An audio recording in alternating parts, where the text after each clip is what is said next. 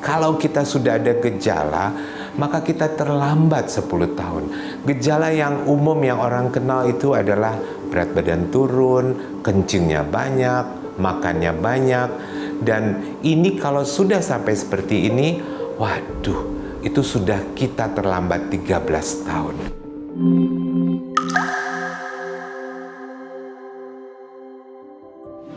Diabetes itu artinya adalah mengalir. Dan mellitus itu berarti manis seperti madu. Jadi diabetes mellitus itu adalah penyakit dengan ciri khas mengalir seperti madu atau kencing manis. Dan memang kalau dirasakan kencingnya terasa manis. Penyakit ini mengidap di seluruh dunia saat ini, sangat luar biasa. Dan di Indonesia sendiri 1 dari 10 orang berusia antara 20 sampai 60 tahun ternyata adalah diabetes.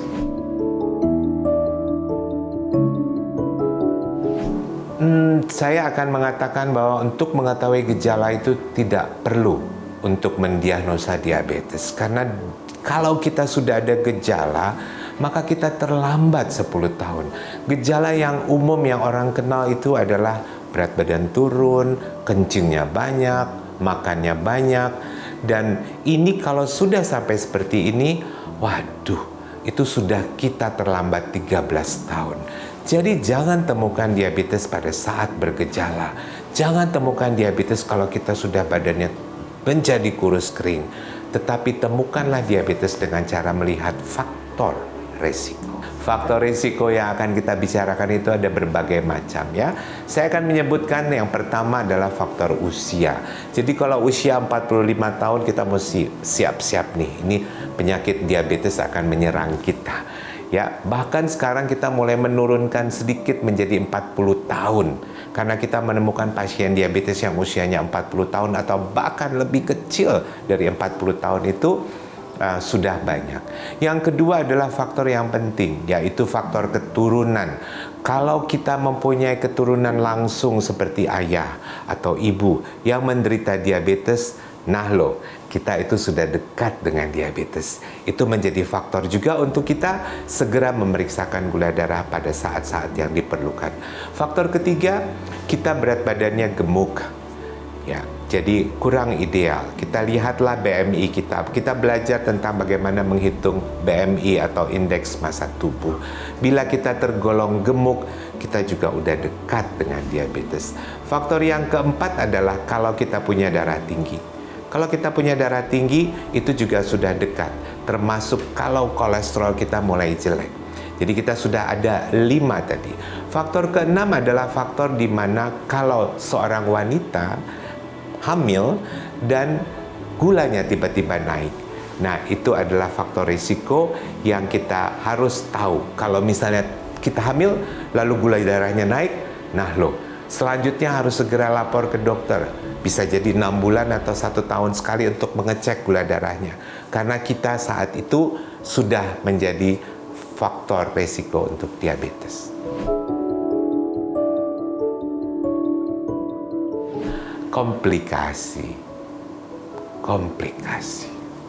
Komplikasi adalah salah satu hal yang kami ingin tidak terjadi untuk semua pasien diabetes. Karena komplikasi akan membuat pengobatan menjadi mahal. Komplikasi akan membuat kita menjadi sulit untuk mendapatkan obat yang paling baik buat pasien. Pasiennya bingung, dokternya juga bingung. Jadi yang paling membuat risiko menjadi tidak baik untuk kesehatan kita, quality of life kita adalah komplikasi. Komplikasi diabetes biasanya kami bagi di 2 kelompok, yaitu komplikasi yang kena ke pembuluh darah besar dan komplikasi yang kena ke pembuluh darah kecil. Pembuluh darah besar itu membuat seorang pasien diabetes akan menjadi terkena serangan stroke, terkena penyakit jantung, dan ini akan membuat kualitas hidup kita menjadi tidak baik. Ya, karena kita ketahui bahwa gula darah yang tinggi itu akan selalu merusak pembuluh darah. Pembuluh darah yang dirusak akan lama-lama rusak dan akhirnya tertutup dan membuat kerusakan pada organ-organ tadi, seperti yang kita sudah bicarakan tadi tentang jantung dan juga stroke, ya, pembuluh darah otak. Yang kedua, dia kena ke pembuluh darah kecil. Ini lebih mengerikan. Pembuluh darah kecil kita ada di mata. Jadi kalau kita kena komplikasi diabetes yang menutup pembuluh darah kecil kita di mata, kita jadi buta. Kalau kena ke pembuluh darah kecil kita yang ada di ginjal, cuci darah itu menjadi tamu yang akan datang di kehidupan kita sehari-hari. Ya, ginjalnya jadi rusak. Atau kena ke pembuluh darah kaki, itu akan menyebabkan gangguan yang sangat mengganggu sekali, bahkan kemungkinan untuk amputasi kaki. Ya, jadi sekali lagi, jangan sampai terkena komplikasi.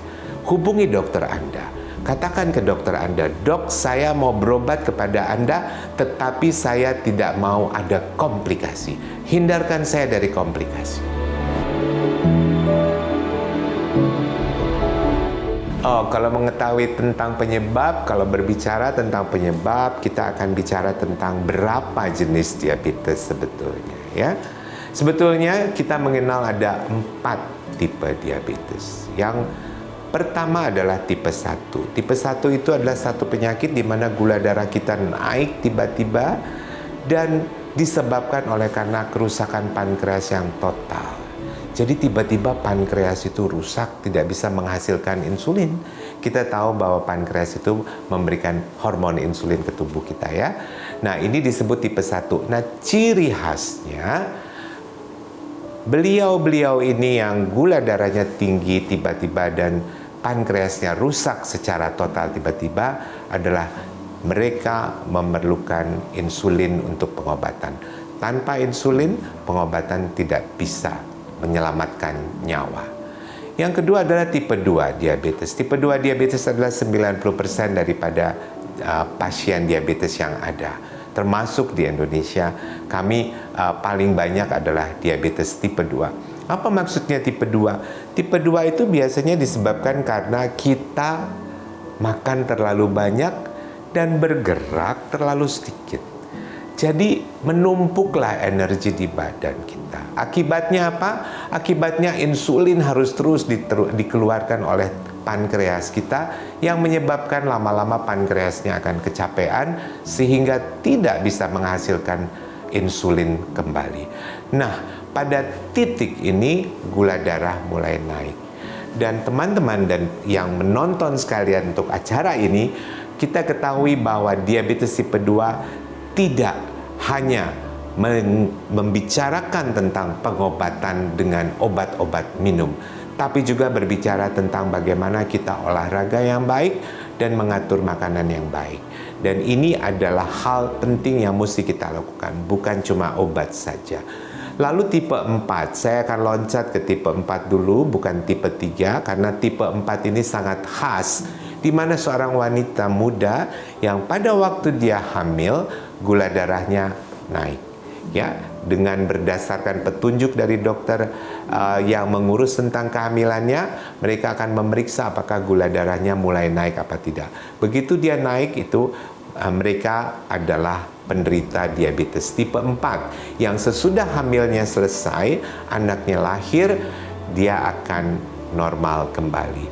Ciri khas dari diabetes tipe 4 ini juga tentang berapa berat badan dari anak yang dilahirkan. Kalau anak yang dilahirkan berat badannya di atas 4 kg, kita curiga ini adalah diabetes tipe 4. Lalu tipe 3, tadi ada tipe 1, tipe 2, kita loncat ke tipe 4. Nah, tipe 3 adalah tipe yang lebih sulit untuk kita tentukan. Jadi kalau bukan tipe 1, tipe 2, atau tipe 4, dia adalah tipe 3.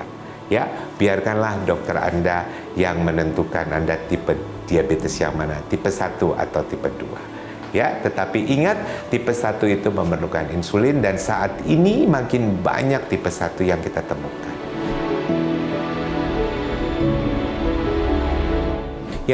Yang kita akan katakan tentang pencegahan adalah 1, kenali faktor risiko. Kenali faktor risiko. Kalau kita sudah lihat risiko kita ada 2 dari faktor risiko yang kami sebutkan tadi, ya. Mulailah untuk memeriksakan gula darah puasa dan 2 jam sesudah makan 6 bulan sekali atau setahun 2 kali. Ya, kalau kita punya satu faktor risiko, kita periksa 1 kali setahun untuk periksa gula darah puasa dan gula darah 2 jam sesudah makan. Itu adalah cara paling baik untuk mendapatkan diabetes dengan cara lebih awal. Kalau kita menemukan dengan gejala, kita tidak menemukan lebih awal. Tapi kalau kita mendapatkan dari faktor risiko dan langsung mendapatkan, oh saya ini diabetes, it's okay, nggak apa-apa, nggak perlu makan obat dulu kok. Kita bisa berolahraga dulu, mengatur makan. Apa kesalahan yang kita lakukan? Terlalu banyak duduk-duduk, nonton, main gadget yang membuat kita tidak bergerak sama sekali. Nah, itu kita perbaiki. Mulailah bergerak 150 menit 1 minggu.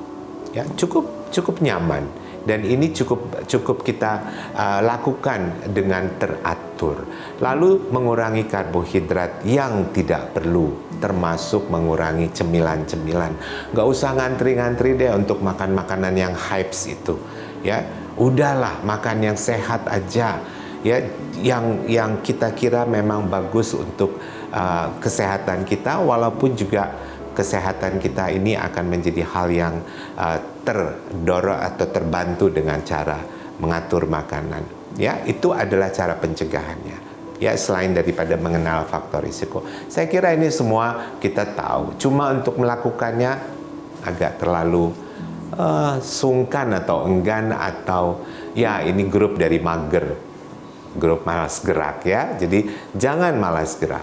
Lalu kerjakanlah setiap hari untuk bisa mencegah diabetes. Pencegahan itu penting sekali, teman-teman sekalian. Pencegahan itu adalah berarti sebetulnya kita kembali kepada pola hidup sehat.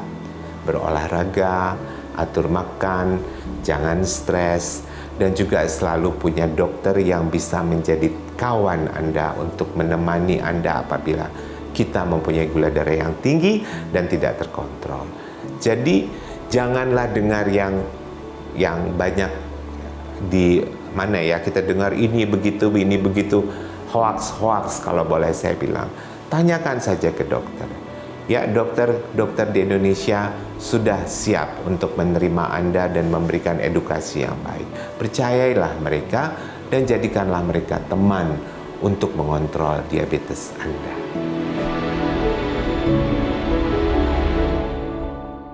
Klinik Indrayana mengusahakan untuk bisa melakukan pelayanan kesehatan bagi mereka dengan diabetes tipe 1, tipe 2, tipe 3, atau tipe 4. Kami juga melayani untuk memberikan suatu edukasi kepada pasien-pasien agar mereka mengerti tentang apa itu diabetes sebetulnya.